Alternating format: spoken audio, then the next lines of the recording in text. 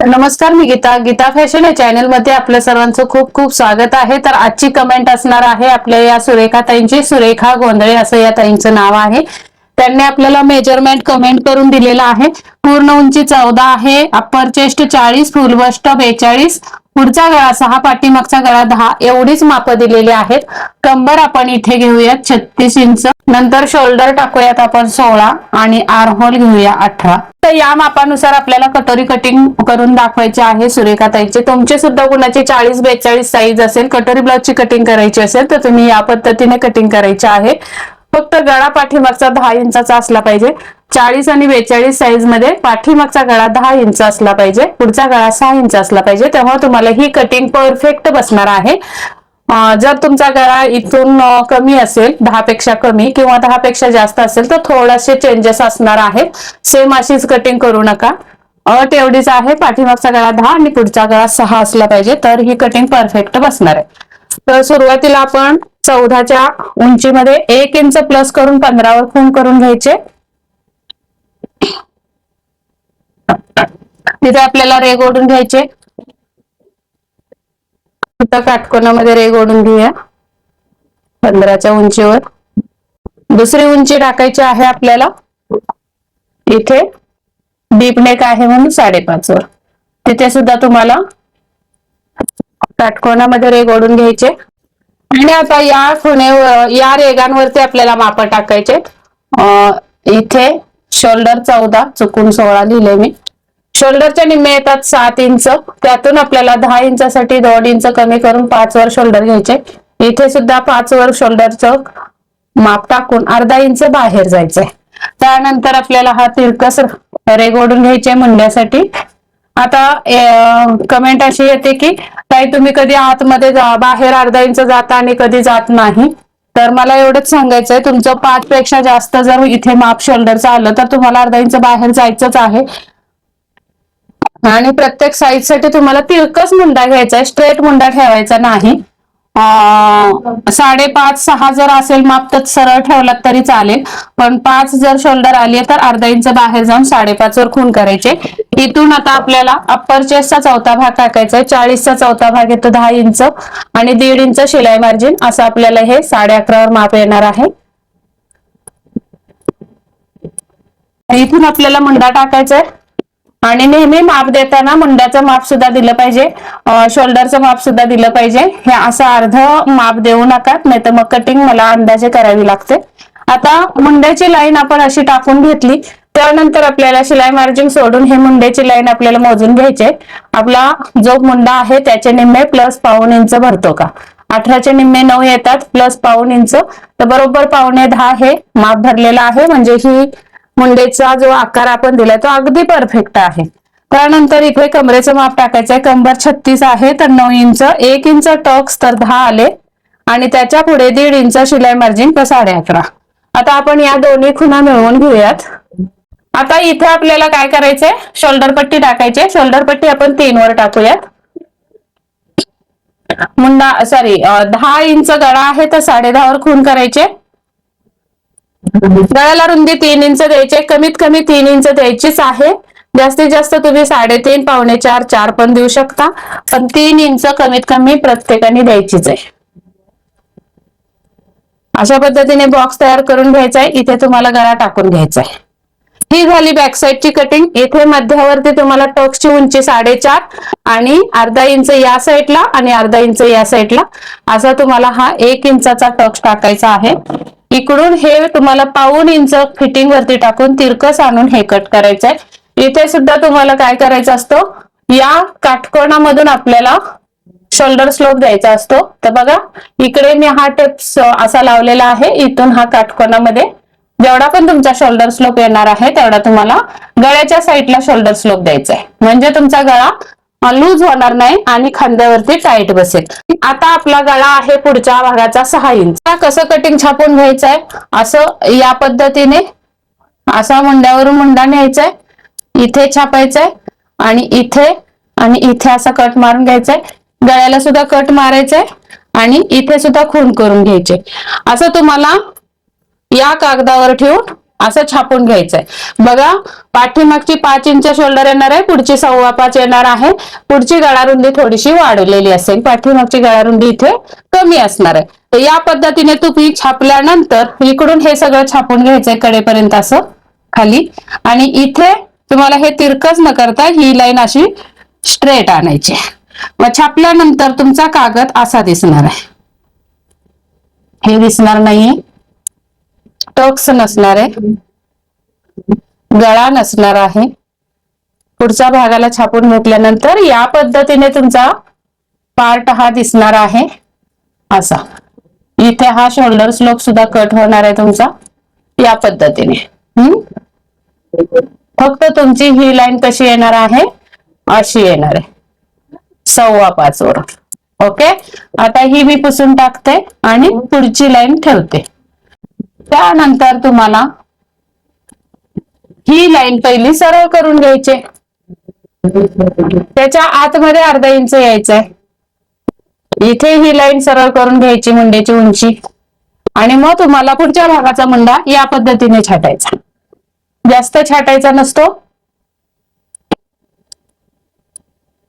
असा मुंडा छाटायचा आहे बघा. इथे तुमचा हा एवढाच मुंडा छाटला जाणार आहे पुढच्या भागाला. नंतर आपला गळा आहे 6 इंच.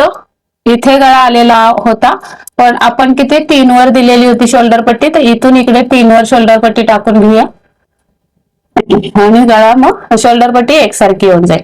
6च्या गळ्यासाठी 6.5 वर खूण करायचे.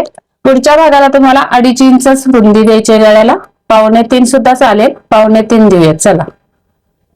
अशी हा बॉक्स तयार करून घ्यायचा. या बॉक्स मध्ये तुम्हाला आकार टाकून घ्यायचा आहे गळ्याचा. आकार जिथून चालू झाला तिथे एक खूण करायचे. या कोपऱ्यातून तुम्हाला या कोपऱ्यातून 2.5 वर खूण करायची. आता इथून खाली पॉइंट द्यायचा. या ताईने पॉइंट पण दिलेला नाहीये, तर 42 साईजचा पॉइंट येणार आहे 11.5 वरती. त्या पॉइंट वरती आपल्याला सरळ एक रेघ ओढून घ्यायची अशी,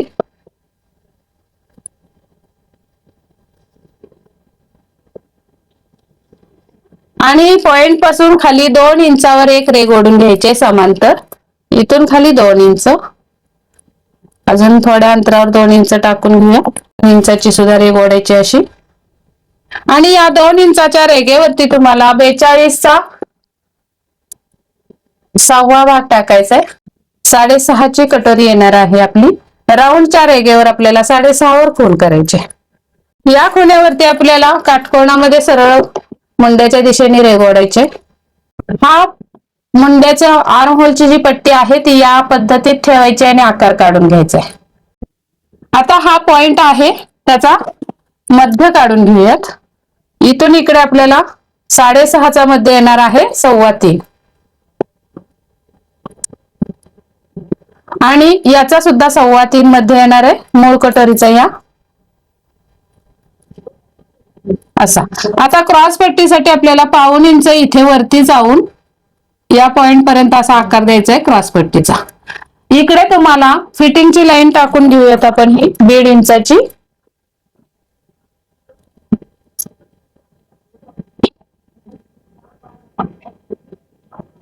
आणि या फिटिंगच्या लाईन वरती तुम्हाला क्रॉस पट्टी पासून वरती अर्धा इंचावर खूण करायचे, आणि ती तिरकस लाईन इथे कटोरीपर्यंत आणायची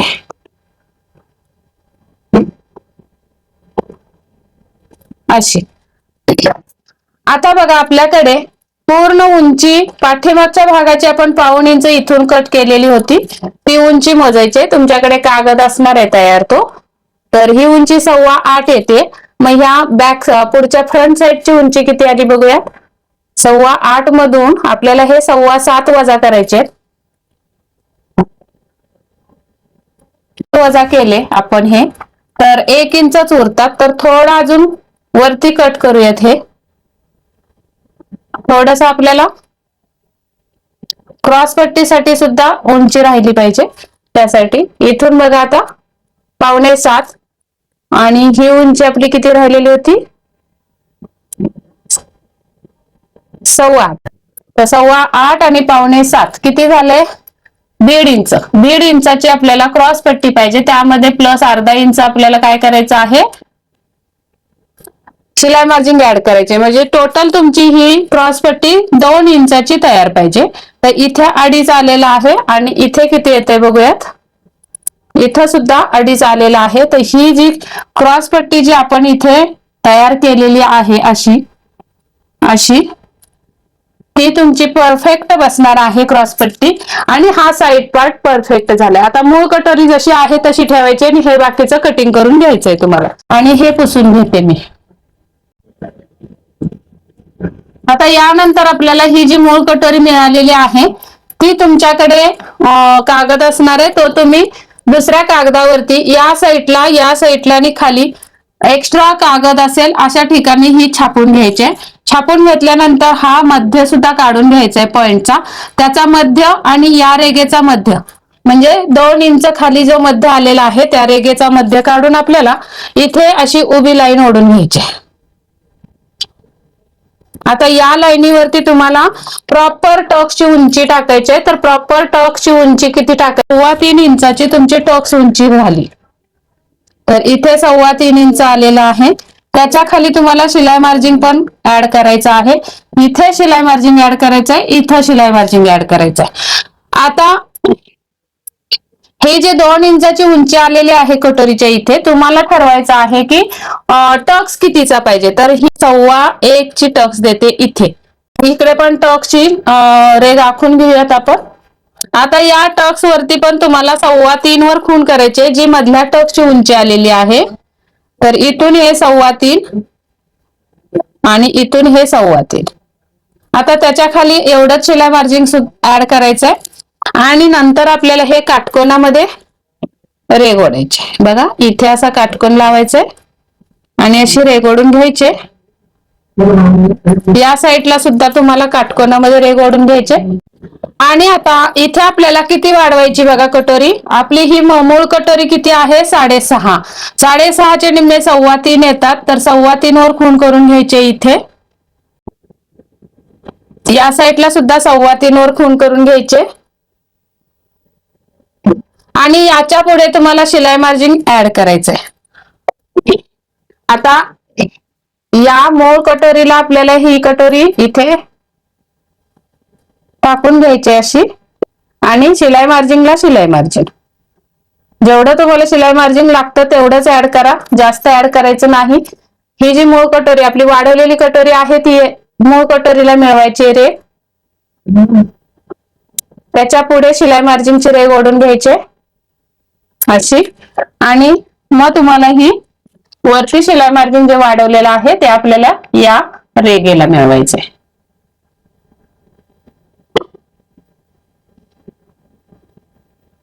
अशा पद्धतीने ही कटोरी अशी वाढवायची आहे प्रॉपर. तर या पद्धतीने प्रॉपर आपली कटोरी वाढवून झालेली आहे. आता इथे सुद्धा चेक करायचंय, इथे आपली उंची किती आहे मूळ कटोरीची ती बघायची. तर मूळ कटोरीची उंची आलेली आहे 6 इंच. तर याच्यावर सुद्धा 6 इंचावर तुम्हाला खूण करायचे आणि इथून इथे तुम्हाला अशी तिरकस कटिंग करायचे या पद्धतीने अशी. उगाच इकडे सुद्धा उंची वाढवून चालत नाही, व्यवस्थित ही कटिंग करून घ्यायची. जेवढी पण आपल्या मूळ कटोरीची उंची आली तेवढीच उंची इथे वाढवून घ्यायची. तर या पद्धतीने तुमची 42 साईजची कटोरी सुद्धा परफेक्ट काढून दाखवलेली आहे. पॉइंट हा बरोबर येणार आहे. इथून इथे टक्स रुंदी पण प्रॉपर आलेली आहे. बघा किती इंचाची टक्स रुंदी आली, तर 3.5 इंचाची टक्स रुंदी आलेली आहे. खूप छान फिटिंगला हा ब्लाउज बसेल. सेम अशाच पद्धतीने तुम्ही जर कटिंग केली तर खूप सुंदर ब्लाउज बसणार आहे. चला तर मग आज आपण सुरेखाताईंच्या मापानुसार कटिंग दाखवलेली आहे. 40-42 साईजची कटोरी आहे. मुद्दाम हे मी माप निवडलं कारण बऱ्याच साऱ्या ताईंनी आपल्याला 42 साईजची कटिंग दाखवा, 42 साईजची कटिंग दाखवा असा मेसेज केलेला आहे. म्हटलं चला ही कॉमन एक कमेंट मी निवडली आणि त्याच्यावर व्हिडिओ केलाय. तर हा व्हिडिओ कसा वाटला हे कमेंट मध्ये सांगायला अजिबात विसरू नका. नवीन असाल तर चॅनेलला सबस्क्राईब करा आणि व्हिडिओ आवडला असेल तर लाईक करायला अजिबात अजिबात विसरू नका। शेअर भरपूर करा। भेटूयात पुढच्या व्हिडिओमध्ये, तोपर्यंत स्वस्त राहा, मस्त राहा, काळजी घ्या। व्हिडिओ पूर्ण बघितल्याबद्दल धन्यवाद।